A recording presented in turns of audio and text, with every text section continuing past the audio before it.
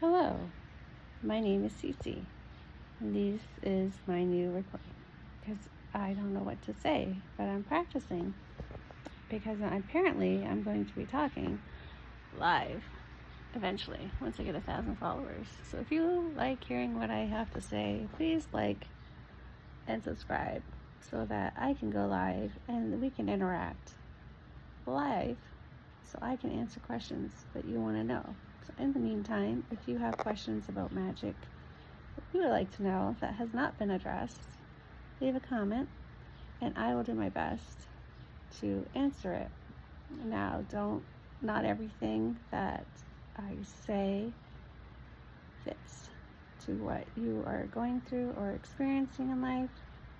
So try to discern what feels that you can use with the knowledge that is provided to advance or to your advantage.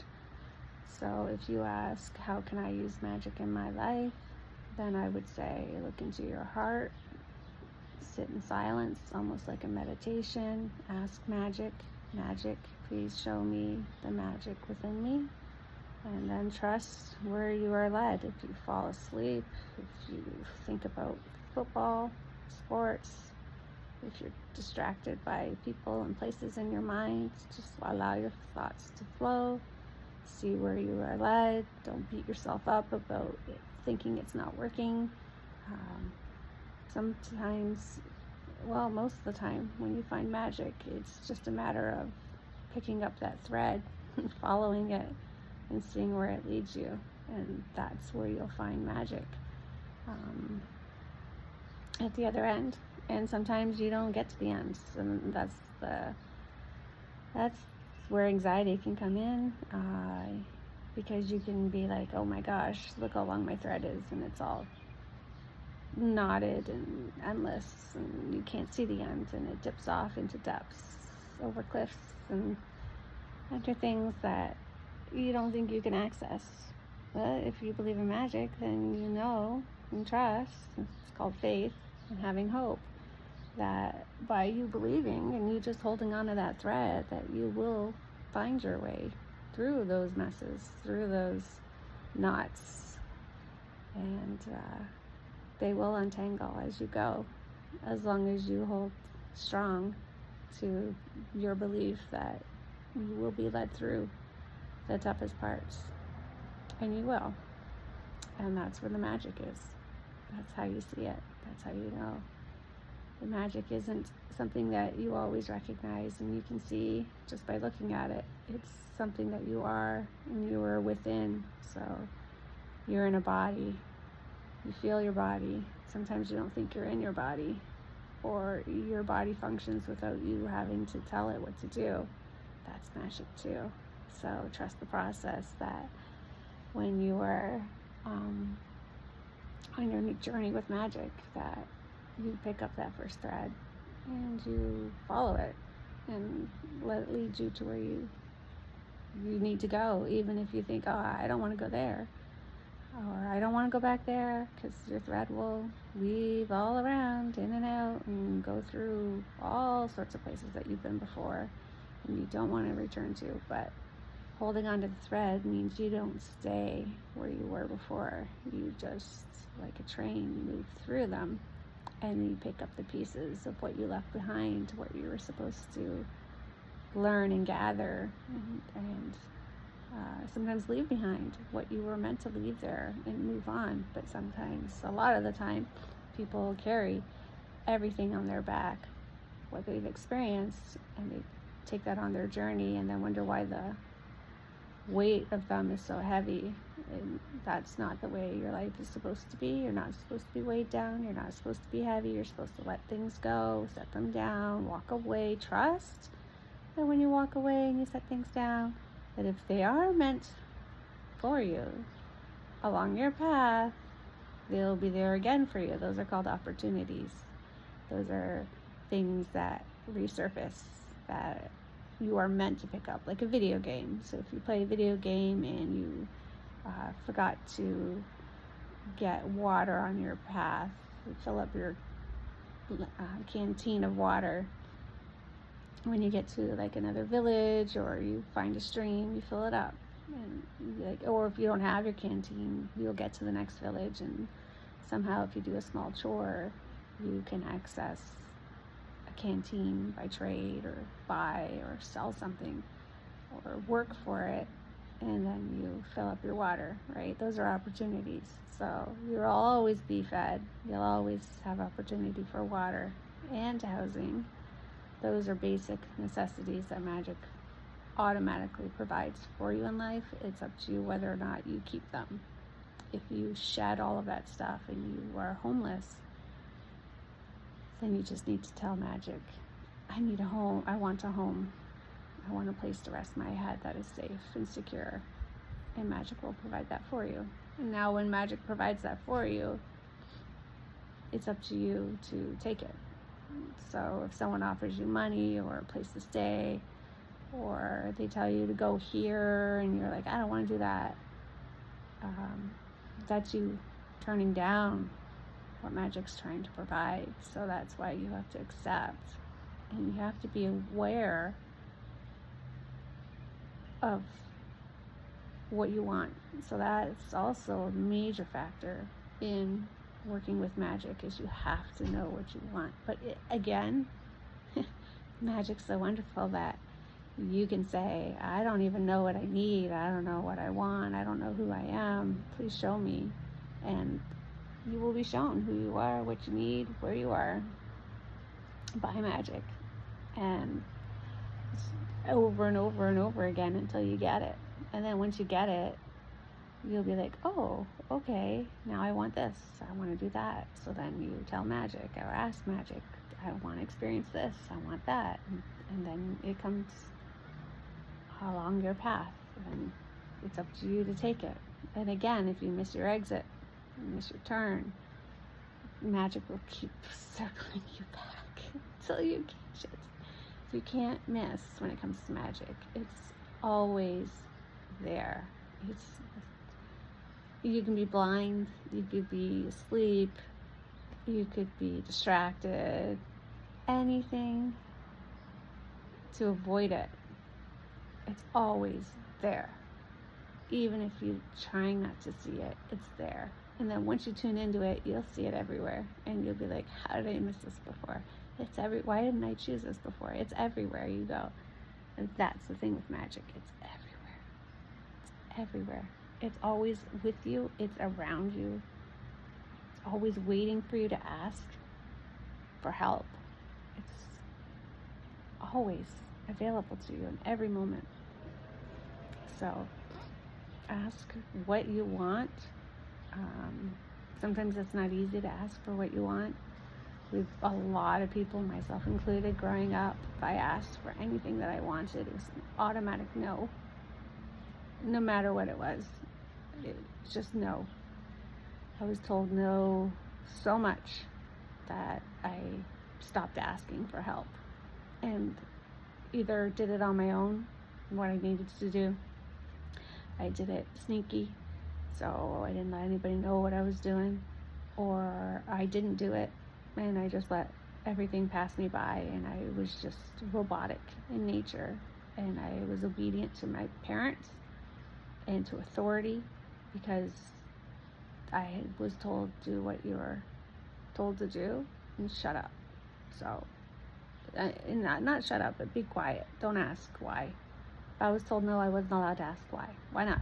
Why? There was no discussion. It was just no. And it wasn't a nice no. It was like, no, how dare you ask for something? So that's, being told no is part of my journey of how I found out the hard way, the long way, the most difficult way of how to ask for help. And it was after I exhausted everything in my life, the people, for asking for help, for food, money, guidance, love, everything. Then I discovered Magick, that it was Magick that I needed to ask for help. It was never a person. I never had to ask my parents. I wasn't supposed to ask my parents for anything. It was to ask Magick, and Magick would have brought to me everything I needed. It wasn't my parents that I thought, and what has been taught from human to human is that you expect a human to provide and give you everything you need. It's Magick that provides everything you need, and it comes through humans without you having to ask. So, say if I wanted to go to the store and get a popsicle as a kid, I'd ask my mom, can I have some money to go to the store? There's no money. No. I wouldn't get a, there's no money, sorry. I would get a no. No. No explanation. I don't want to give you a quarter because I don't have it. Or you don't deserve a popsicle. Or that was pretty much it, right? Either my mom didn't have a quarter or I wasn't deserving to go and get a popsicle if she did have a quarter. She just didn't want me to have one. Not because of my health. She didn't want me to have a popsicle because that would be soothing and refreshing, right? In a hot summer's day. And give me something to do.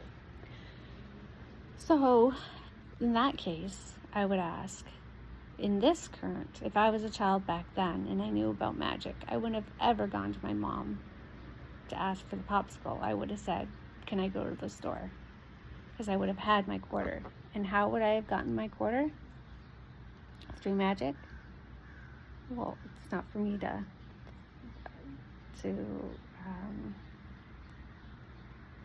figure out. I would just know that I want to go to the store for a popsicle, and I would say to my mom, can I go to the store? And she would be like, sure, because half the time my mother didn't care where I went, but if I wanted something, and she cared, okay? So if I said, can I go to the store? She would have said, I don't even know if I would have had to ask. I think I would have just said I'm going to the store as a kid, because I don't think I needed permission, because she didn't really care where I went and what I did.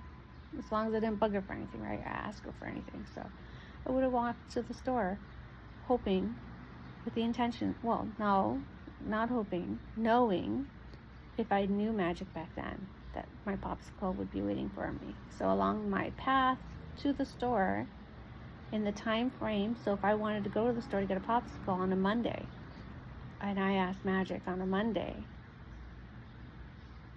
I'd like to have a popsicle, please, at the store.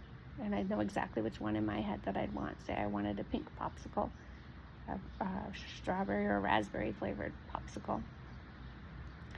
I'd ask that on a Monday, and either a Monday later that day, I would be nudged and guided to go to the store and just start walking, because my mom would have gave me a quarter out of something. Maybe I did a chore, or I was just looking around the house and a quarter was found under the couch, and I didn't have to ask whose quarter is this, because as a child or as an adult, anyone at any age is going to find a quarter on the couch. They're not going to be like, oh, whose quarter is this?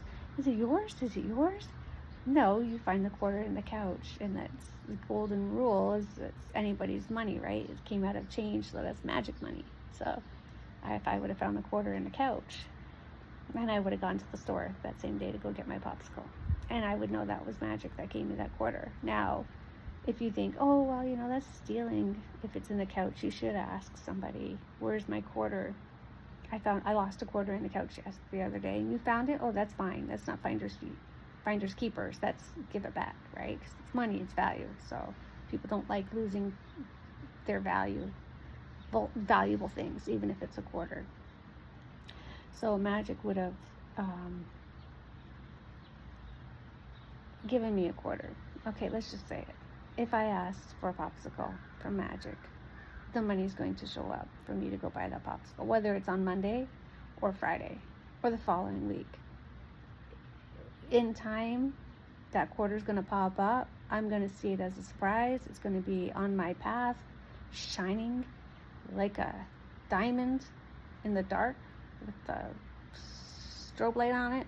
When I find it, the second I touch it, I know that's my popsicle money. And that's how Magick works. Now, if I have higher faith that I know Magick is going to show up for me sooner because I have a great relationship with Magick, and Magick wants to do magical things for me quickly, then I would just start walking to that store knowing that the provision for that popsicle is going to be provided for me on my walk or when I get to the store. And that's the faith of having Magick in your life. And I mean, it seems so simple, and so many people have had those magical moments when you need money desperately for something. You find $1, you find $5, you find a $20 bill, or somebody just happens to give you money out of nowhere. Well, that's magic. That's magic. Knowing sometimes you need it before you need it, and recognizing your needs before you do. So Magick works in various ways. Other examples, healing, magical healing. So if you're craving something to eat, and you eat it for like 3 days in a row, and you're like, why am I so obsessed with eating watermelon? Why? Like, I just need to eat watermelon for 3 days. Like, that is something that's, what's it called? You're cleansing your body. So watermelon is mostly water, right? But there's sugars in it and natural. So maybe there's a calcium deficiency or a vitamin that's in the watermelon that your body is in desperate need of getting, and you do a 3-day watermelon binge. Well, that's the reason. It's not because you're crazy and you have ADHD or some kind of OCD or whatever diagnosis. Your body was craving it. You had access to a watermelon, the juiciest, the most delicious watermelon that you needed to eat those 3 days to consume, and then you won't eat watermelon for another year. It's exactly the purpose of it. So your body will signal to you what you need. All you need to do is comply and not beat yourself up about it. So average person's going to be like, eat the watermelon. Other people are going to be like, who ate all this watermelon? I did. Oh, well, can I have more watermelon? Another one? You just ate the whole watermelon yesterday. That can't be healthy. Well, but I want another watermelon. Oh, and then if you have like a decent person in your home that's going to allow you to have another watermelon, or you're old enough to get it yourself, you go get yourself another watermelon and you eat it. And then you think, my goodness, like, I ate 2 watermelons in 2 days. Like, this is a little silly, but you're still feeling the craving of it, and you're still wanting more watermelon. So go buy that 3rd one. And if you eat like 2 bites and the rest of it goes to waste, or usually it does, right? That's what happens. You consume, and then you reach your point of you've had enough, and then what's left over seems wasteful. Well, if you think it's wasteful, you can toss it in the garbage and accept that it served its purpose. The watermelon, thank you for it. If you really want to be show gratitude, right? Thankful for the watermelon. Give it away, freeze it, make juice out of it. Usually when you're done with consuming something after being so infatuated with it for intense of a period of time, like eating 2 watermelons, by the 3rd one you have 2 bites, you're done. You don't want to eat watermelon again for probably a year or 2, right? So, but your body needed that. You didn't know it. Your body needed it, and you were obedient to your body, and you went through, and you had the money, you had the funds, you got the best watermelons to eat that it needed. Exactly. So again, you attract exactly what you need. So it's like that string. You're pulling that string, you're walking with that string. Gaia is going through your life, and on your path are things that you need. And everything's provided for you, for what you need, because Magick doesn't want you to die. before your time to transition out of this life.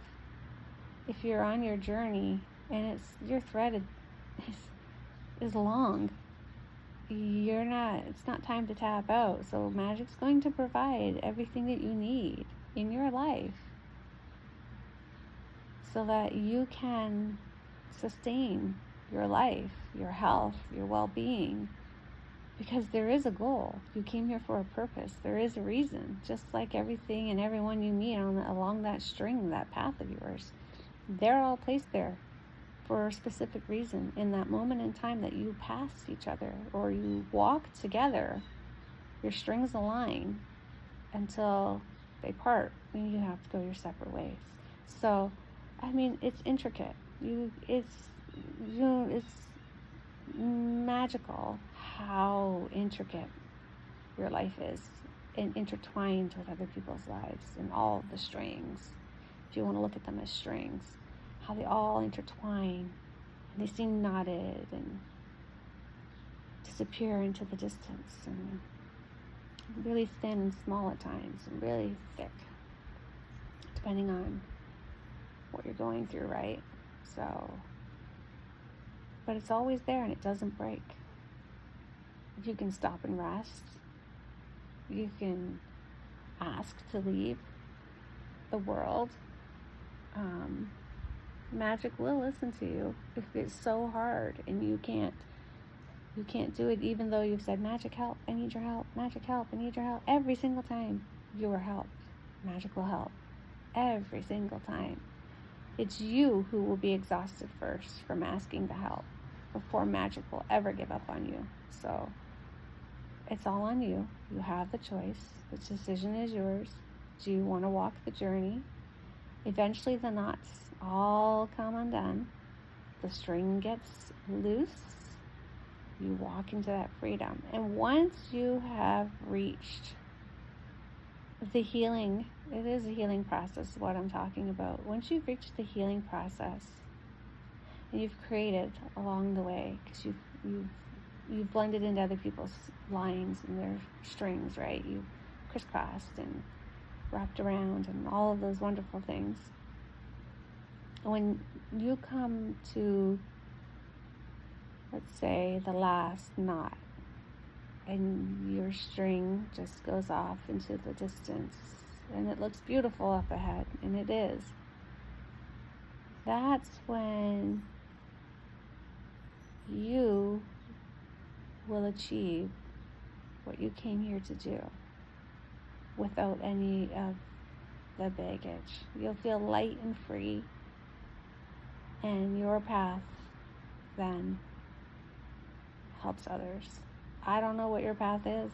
I don't know what you're supposed to do. You could be an artist, a musician, an actor, a writer, a designer, athlete, a mathematician, entrepreneur, and scientist. Anything that you came here to do, to share with the world on a stage, is yours for the taking.